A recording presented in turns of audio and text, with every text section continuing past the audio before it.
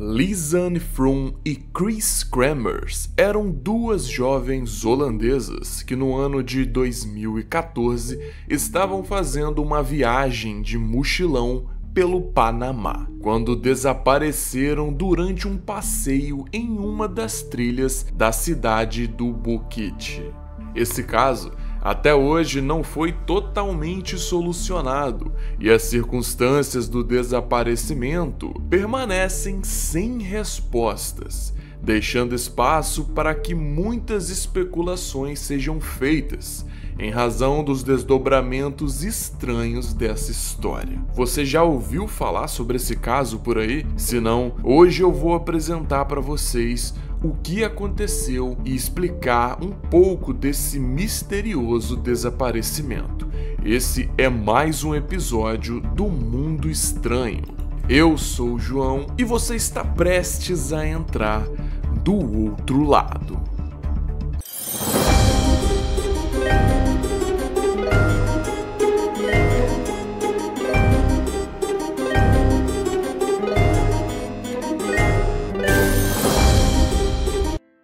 O Panamá é um país da América Central, conhecido por ser um destino turístico para quem busca estar sempre em contato com a natureza, tendo em vista as inúmeras paisagens e ilhas paradisíacas da região. Infelizmente, vários casos de desaparecimento e violência contra turistas já foram registrados no país, como, por exemplo, o caso de uma jovem estadunidense de 23 anos chamada Catherine Jonat, que foi assassinada em 2017.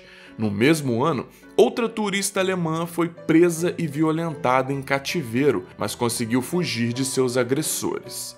Em 2009, Alex Humphrey, de 29 anos, desapareceu sem deixar pistas após sair para conhecer o balneário da Cachoeira de Marrágua, localizado na mesma cidade desse vídeo, Boquete. Froome e Kremers tinham 22 e 21 anos respectivamente, e elas tinham acabado de se formar na faculdade. Lisanne estudou psicologia e Chris era formada em educação sociocultural. As duas eram colegas de trabalho e resolveram fazer essa viagem ao Panamá juntas para trabalharem como voluntárias. A viagem começou no dia 15 de março de 2014, quando as duas pegaram o voo da Holanda para Costa Rica e depois para Bocas del Toro, no Panamá, onde lá passaram 2 semanas aproveitando a cidade, fazendo amigos, estudando e se divertindo, indo à praia e tudo mais. Após essas 2 semanas, as garotas seguiram para Boquete, o destino, onde trabalhariam como voluntárias em uma escola para ensinar inglês ao público infantil e ficariam hospedadas na casa de uma família da região.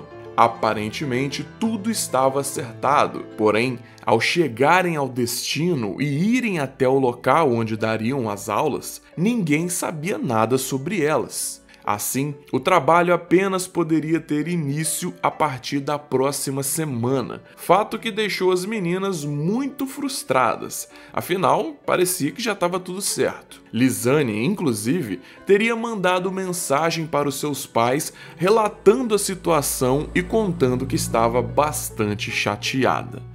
Depois de passar esse momento de frustração, elas resolveram aproveitar os 7 dias livres que teriam para conhecer a cidade. De acordo com testemunhas, no dia 31 de março, Lisanne estaria sentindo dor de garganta, porém, mesmo assim, a dupla de holandesas decidiu fazer um passeio no dia 1º de abril, que teria sido organizado por um guia chamado Feliciano. Elas iriam conhecer uma fazenda de morangos e subir o vulcão Baru, sendo esse o único compromisso naquela semana. Pelo menos era isso que os familiares da garota tinham conhecimento. Acontece que Lisanne e Chris decidiram explorar sozinhas uma trilha da cidade chamada El Pianista. Para chegarem até o local, elas teriam contratado um taxista que informou que teria deixado as duas no ponto de início do passeio, lá pelas 13 horas e 40 minutos. mas o relógio da câmera e do celular dizia que o passeio tinha começado às 11 da manhã.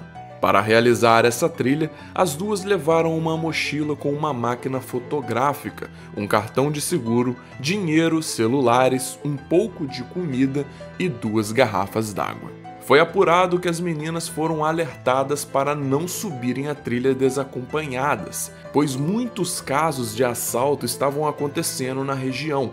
Além disso, a El Pianista era uma rota conhecida e muito utilizada por traficantes. Porém, apesar dos avisos, as garotas iniciaram a trilha e foram acompanhadas por um cachorro da região que estava acostumado a seguir os turistas. Após algumas horas, o animal retornou, mas as meninas nunca mais foram vistas. Com o desaparecimento, buscas tiveram início para localizar o paradeiro das garotas. A máquina fotográfica utilizada por elas somente foi encontrada 2 meses depois, e nela foram encontradas algumas pistas. Fotografias indicavam que elas haviam alcançado o topo da trilha, conhecida como Mirador, e posteriormente decidiram continuar o passeio ao invés de retornar para a cidade. Então, elas seguiram até a área da divisa continental, que não é indicada aos turistas por ser pouco sinalizada. Alguns dias depois, o celular também foi encontrado e foi possível constatar que várias ligações para o número de emergência lá da Holanda foram realizadas, indicando que algo teria acontecido.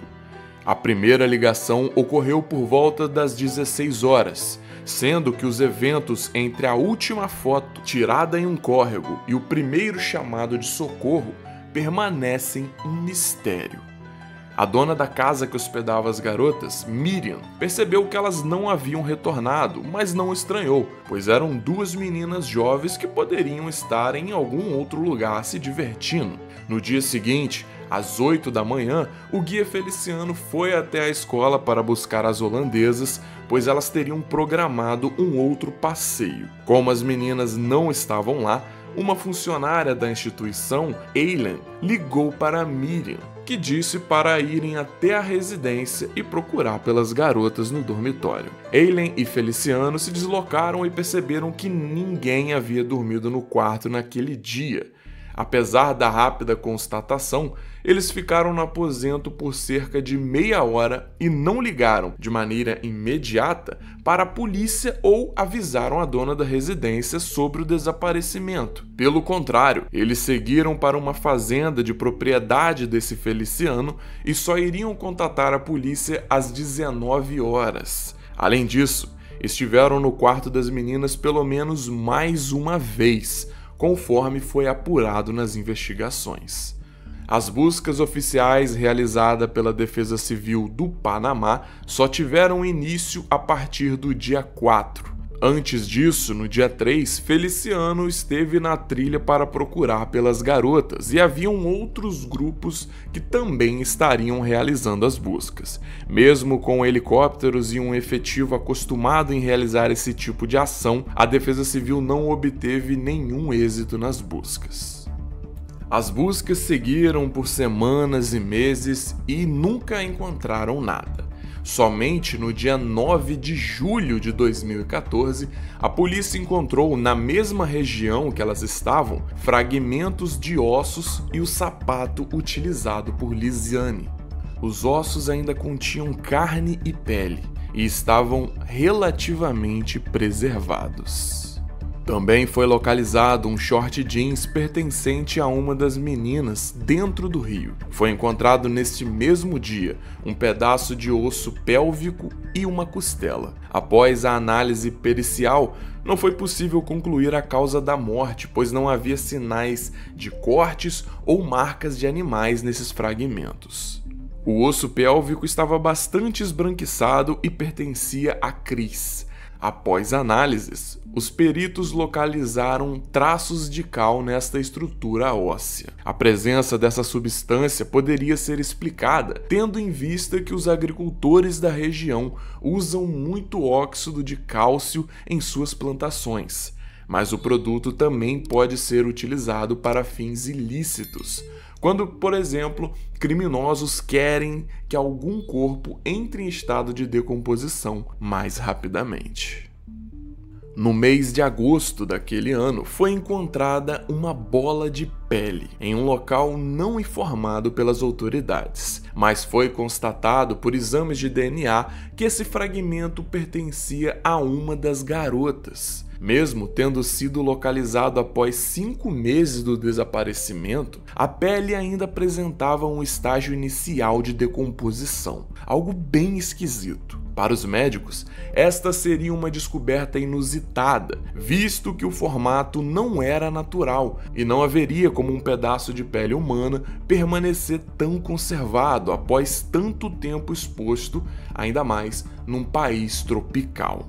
Outros exames para analisar essa evidência foram feitos e no final ficou confirmado que se tratava, na verdade, de um pedaço de pele de uma vaca. De acordo com as investigações das autoridades panamenhas, as meninas teriam caído de uma das pontes macaco presentes na ilha. Essas pontes são construídas apenas com cordas e, por serem instáveis, já causaram muitos acidentes fatais entre os moradores e turistas ali que visitam a região. Desse modo, as garotas teriam se ferido e não resistiram, de maneira que seus restos mortais foram arrastados pelo rio até a localidade onde os corpos foram encontrados. Contudo, muita gente não acreditava nessa solução. Esse é um caso considerado bastante misterioso, pois há muitas evidências desconexas, somado ao fato de que não foram divulgadas muitas informações consistentes sobre a perícia realizada nos restos mortais das meninas. A investigação feita na época, verdade seja dita, foi pouco efetiva, sendo que os familiares das garotas apontaram várias falhas, pois isso teria contribuído para que muitas questões ficassem sem respostas.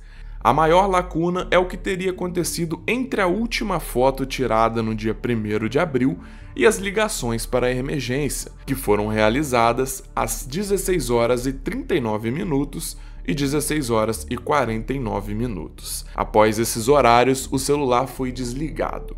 Supõe-se que os aparelhos ficaram desligados para tentar poupar a bateria. Cerca de 14 horas depois, novas tentativas de contatar a emergência foram feitas, tanto para o número holandês quanto para o número ali da região do Panamá. Tudo indica que elas estavam perdidas, mas não desesperadas, pois as ligações não eram feitas de maneira ininterrupta, sabe? 15 ligações seguidas e por aí vai. Outra lacuna é que a partir do dia 5, o celular de Cris, que era um iPhone, passou a ser acessado com o PIN errado, o que poderia indicar que era Lisane que estava tentando utilizá-la ou que Cris estivesse muito debilitada para isso. O aparelho foi usado pela última vez no dia 11 de abril e a perícia concluiu que ainda havia 22% de bateria no momento em que ele foi desligado. A análise das fotografias tiradas pelas meninas durante o passeio também gera muitos questionamentos. As fotos vão até o número 508. E depois havia cerca de 90 fotos noturnas tiradas na madrugada do dia 8, com o início a partir do número 510, indicando que a foto 509 foi excluída, não sendo possível recuperá-la, pois, de acordo com os investigadores, ela havia sido apagada em um computador, de forma que aumentaram as suspeitas e especulações quanto ao envolvimento de outras pessoas no desaparecimento das duas jovens. E essas fotos noturnas são um mistério à parte, pois elas são de difícil interpretação e não seguem um padrão. Algumas mostram uma rocha que aparentemente havia sido sinalizada com alguns galhos e sacolas de plástico. Também havia uma espécie de espelho feito com uma lata de batatas, o qual acredita-se que foi feito com a finalidade de refletir a luz do sol para indicar a localização das meninas para as equipes que estivessem buscando elas. Apesar disso, nenhum desses elementos foi encontrado pelas equipes responsáveis que procuravam as garotas, visto que eles acreditavam que a dupla não estivesse naquela região. Também havia entre as fotos noturnas uma fotografia em close do cabelo de Chris. Esta imagem divide opiniões, pois muitos acreditam que havia sangue na cabeça da garota. Além das hipóteses, também é especulado que as fotos feitas na parte da noite foram tiradas para chamar a atenção de alguém que pudesse ajudá-las, ou simplesmente uma tentativa de fugir da escuridão, pois na região a mata é muito fechada, impedindo que qualquer luz adentre e tornando o simples ato de enxergar muito difícil. Mas, se fosse esse o caso, era só ligar a lanterna, não? Depois desse caso, foi instalada uma placa lá na região indicando o fim da trilha El Pianista. A Defesa Civil e os guias que participaram das buscas afirmaram não terem encontrado nenhum sinal das garotas, e se elas realmente estivessem nas proximidades, certamente seriam encontradas, o que não aconteceu, pois a impressão era que elas tivessem simplesmente evaporado. Este é um dos crimes mais difíceis de serem solucionados até hoje, em razão das incongruências e a ausência de provas que realmente pudessem se conectar para criar uma linha de investigação consistente, apesar de existirem muitos indícios. Bizarro! Apesar das suspeitas sobre o envolvimento de terceiros na morte das meninas, nada ficou comprovado. Desse modo, o caso de Lisanne Froome e Chris Kremers, as garotas que desapareceram durante uma trilha e apenas os restos mortais foram encontrados, permanecem um mistério de difícil resolução. E você? O que acha disso tudo? Já conhecia esse caso? Ficou sabendo pela primeira vez agora? Comente o que você acha que aconteceu, que eu vou gostar de saber. Espero que vocês tenham curtido o vídeo. Se foi o caso, já sabe o que fazer, deixa o like, se inscreve se for sua primeira vez, compartilha com um amigo que possa gostar do tema e a gente tem um encontro marcado novamente na semana que vem, no mesmo horário, aqui do outro lado.